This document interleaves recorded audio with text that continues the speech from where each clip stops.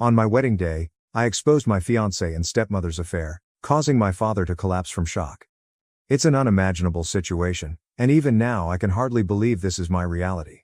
Writing this down feels like the only way to process what happened. My mother passed away when I was 16, leaving my father utterly heartbroken. For 2 years, he devoted himself entirely to raising me and my younger sister Claire. Then he met Amanda, who became his wife and our stepmother. At first, I was resistant to her presence. I felt no one could ever replace my mom. But Amanda never tried to take her place. Instead, she positioned herself as a friend, someone supportive and understanding. Over time, she earned my trust. She helped me pick out prom dresses, gave me advice about college, and was always there when I needed someone to talk to about relationships. Eventually, I considered her family. 4 years ago, I met Henry at work. He seemed perfect, successful, charming, and the type of person who could light up a room. What really stood out was how effortlessly he fit into my family. He bonded with my dad over golf, chatted with Claire about her favorite reality shows, and formed a connection with Amanda through their shared love of yoga and meditation. After 2 years of dating, Henry proposed during a family trip. It felt like a dream come true. Amanda was deeply involved in the wedding preparations, helping with everything from choosing the venue to attending my dress fittings. I thought I was incredibly lucky to have such a supportive stepmother. 2 days before the wedding, everything unraveled. My cousin Ben, one of Henry's groomsmen, asked to speak to me privately. He looked pale, almost sick, as he showed me a video he had recorded during Henry's bachelor party. In the video, Henry, visibly drunk, bragged about his affair with Amanda. He described how it started at last year's Christmas party and revealed in excruciating detail how they would meet at hotels while pretending she was attending yoga classes. What broke me was his admission that proposing to me was just a ploy to keep their affair hidden. Shocked and devastated, I didn't know what to do. But Ben encouraged me to dig deeper, so we did. We recovered deleted text messages between Henry and Amanda, uncovering hundreds of exchanges where they planned their meetings. Amanda's credit card bills showed frequent charges at hotels on days she was supposedly at yoga. I even went to the hotels they used the most. One manager recognized them and allowed me to view security footage of them checking in together multiple times. The evidence was overwhelming. It was like a nightmare. While I had been working extra hours to save for our wedding, my fiancé was betraying me with my stepmother. At first, I considered canceling the wedding quietly. But the more I thought about it, the more I realized that wouldn't be enough. Canceling without explanation would leave room for whispered rumors and twisted narratives, likely painting me as the irrational one. No, they needed to be exposed for who they truly were. On the day of the wedding, instead of walking down the aisle in my expensive white dress, I arrived wearing jeans and an old t-shirt. Guests were confused, whispering amongst themselves. Amanda rushed over, trying to escort me to the bridal suite, insisting we could fix whatever was wrong. Henry looked nervous but tried to act calm and collected. I took my place at the altar. When it came time for the vows, I signaled to the AV technician we had hired to handle the video screens. Instead of our carefully curated wedding video, the footage from Henry's bachelor party began playing. Every shocking, vile detail echoed through the speakers. Then came the security footage from hotels and their text message exchanges, displayed for all 200 guests to see. The room erupted into chaos. Amanda tried to escape, but my uncles blocked the exits. Henry stood frozen, stammering that he had been drunk and joking in the video. My father, overwhelmed by the betrayal, collapsed and had to be rushed to the hospital. Afterward, some guests criticized me, saying I went too far and should have handled the situation privately. But after enduring over a year of lies and humiliation, I felt they deserved every second of public exposure. If they had wanted privacy, they should have thought of that before betraying me and my family so thoroughly. Now, my father remains in the hospital under observation. The stress of everything has taken a toll on his health. Amanda hasn't returned home since that day, and Henry continues to call and text me, begging for a chance to explain himself. I've blocked his number on every platform, but he finds new ways to try to reach me. Claire, my sister, is staying with me because she doesn't want to be alone in the house, surrounded by the memories of what Amanda and Henry did. As I try to piece my life back together, I'm left grappling with the realization that every happy memory from the past few years, family dinners, vacations, holidays, feels tainted. Were those moments of laughter and connection genuine, or were they just opportunities for Amanda and Henry to sneak around behind my back? The betrayal cuts deeper than I ever imagined. For now, I'm focusing on supporting my father and Claire as we navigate this storm together. I don't know what the future holds, but one thing is certain. At least the truth is out. They can no longer hide behind the facade of family unity and love. It's a small comfort, but it's a step toward healing. Update 1. It's been 2 weeks since I exposed Henry and Amanda during my faux wedding, and things have only gotten worse. I assumed that playing the video would be the end of it, that they would flee in humiliation and I would be able to start rebuilding my life. Instead, it feels as if I've opened Pandora's box. Amanda has emerged, not to apologize or express regret, but to try to dominate the story. She wrote a dramatic email to our entire extended family, friends, and even some of my workplace. She portrayed herself as an innocent victim, duped by Henry. She said my father was constantly working, which he wasn't, and that she was lonely and vulnerable, which she also wasn't. According to her, Henry chased her constantly until she caved in. In her email, she mentioned that she felt stuck and couldn't tell anyone since she didn't want to break up our family. She even had the arrogance to imply that she only helped arrange the wedding because she was looking for an excuse to break up with Henry. The entire email was filled with lies and phony apologies about how she never intended to upset me. Then my cousin, who had taped the bachelor party video, decided to probe deeper. He works in IT and understands how to recover deleted emails. He discovered years of correspondence between Amanda and Henry, going back to when I was still in college, long before Henry and I met.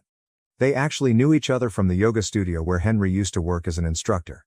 Amanda was one of his frequent students. During my final year of college, when I was stressed out, Amanda became insistent that I try yoga. She expressly recommended this studio and often praised their professors, particularly Henry. She made sure I only attended courses when Henry was instructing, claiming they were the greatest for beginners.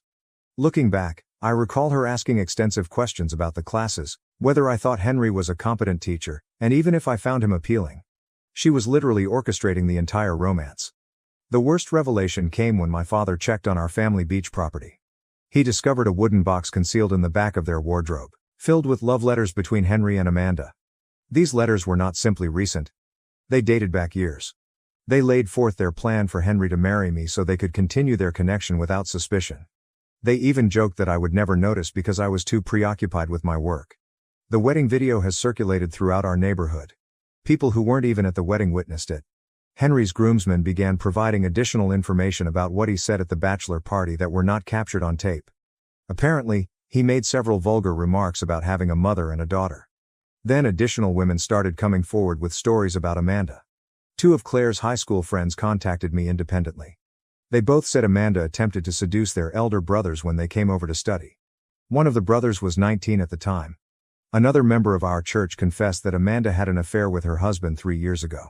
My stepmother appears to have a history of chasing younger men, particularly those connected to her daughters. My father was released from the hospital after 3 days, but he isn't the same person. His blood pressure remains elevated, and he rarely eats or sleeps. He spends the majority of his time in his study, looking through old photographs and family recordings. I visit him every day, but seeing him in such a way breaks my heart. He constantly apologizes to me, claiming that he should have spotted the indications. Henry finally stopped contacting me personally when I threatened him with a restraining order, but he has since propagated his own version of events.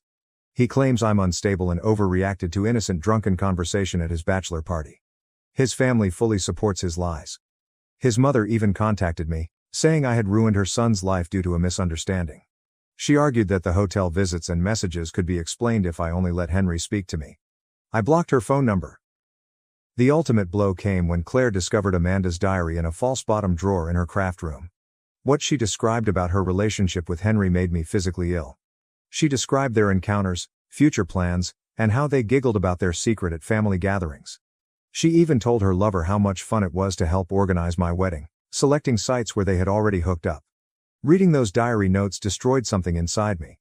All the times I thanked her for her assistance with the wedding and confided in her about my connection with Henry, she was laughing behind my back. How did I miss what was going right in front of me? Update 2.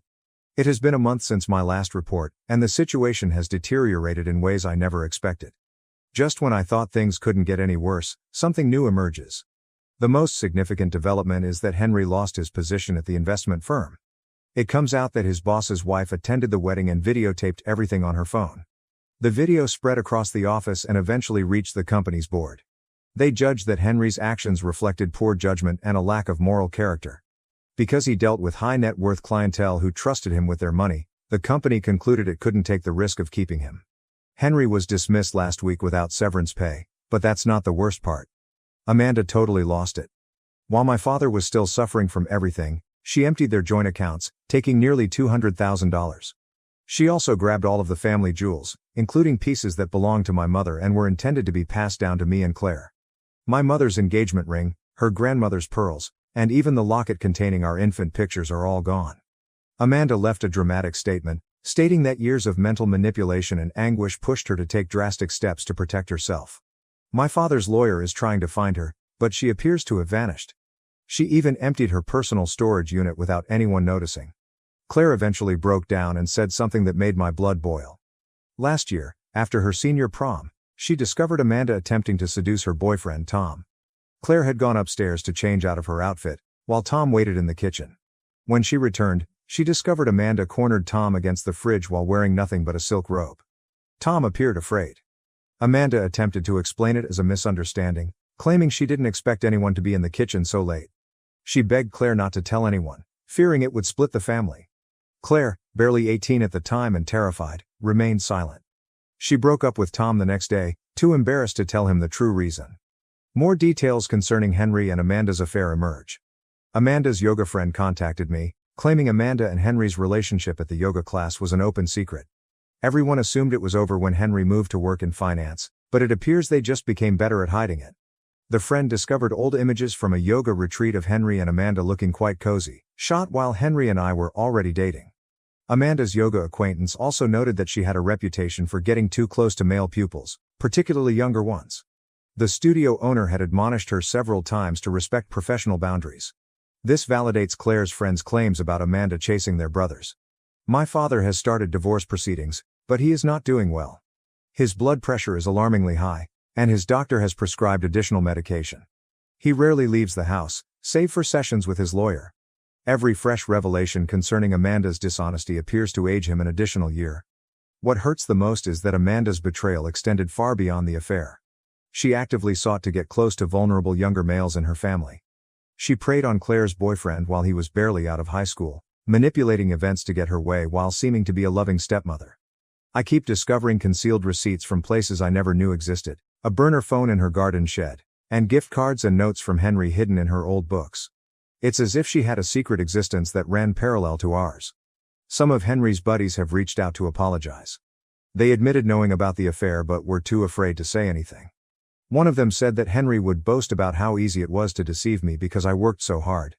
He preferred my lengthy hours since they allowed him more time with Amanda. The entire situation makes me feel unclean, as if every memory from the last 5 years, family dinners, holidays, vacations, is soiled. Were those just ways for them to sneak around behind my back? How many times did they laugh at me while professing to care about my well-being? Update 3. 6 months later, the fallout still.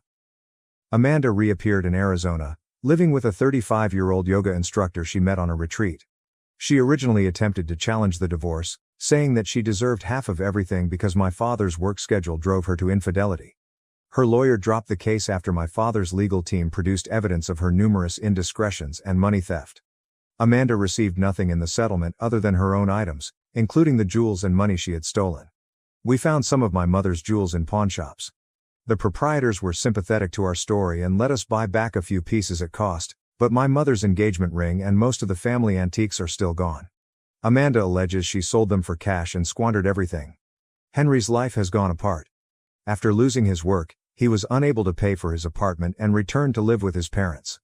His attempts to find work at other investing businesses were unsuccessful, as no one wanted to hire him after what transpired. A video of his bachelor party confession went viral on LinkedIn, and it now displays when people search for his name. Amanda left him for her yoga instructor when he lost his job and money. He recently showed up intoxicated at Claire's college graduation celebration, weeping about how he gave up his life for Amanda. When he attempted to force his way into the room to speak with me, security had to forcibly remove him. Even his parents have stopped defending him and are advising him to relocate out of state for a new start. The wedding venue contacted us to refund our entire money. They even wanted to utilize our story anonymously as a cautionary tale in their new contracts, which now include provisions barring unauthorized video displays during ceremonies. My father is doing better physically. His blood pressure is under control, and he is gradually reconstructing his life.